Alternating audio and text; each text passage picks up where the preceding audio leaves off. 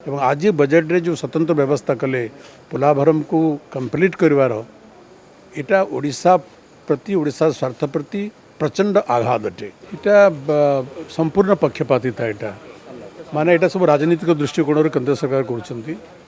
जेहेतु केंद्र सरकार अन्य दल मान भाड़ा देकर केंद्र सरकार तिष्ठी एवं से मन को संतुष्ट करने से ओडिशा भाड़ा राज्यर स्वार्थ को व्याहत करुछंती। अतीत अनेक आम पूर्वतन मुख्यमंत्री एवं वर्तमान विरोधी दल नेता नवीन पट्टनायक ओडिशा सरकार बारंबार विषय केंद्र को अवगत करिसेंती। ओडिशा सरकार व्यू देइछंती।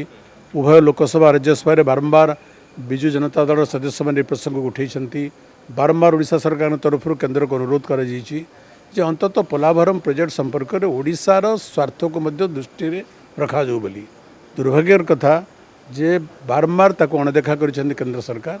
एवं आज बजेट रे जो स्वतंत्र व्यवस्था कले पोलाभरम को कंप्लीट करिवार इटा ओडिशा प्रति ओडिशा स्वार्थ प्रति प्रचंड आघात अटे।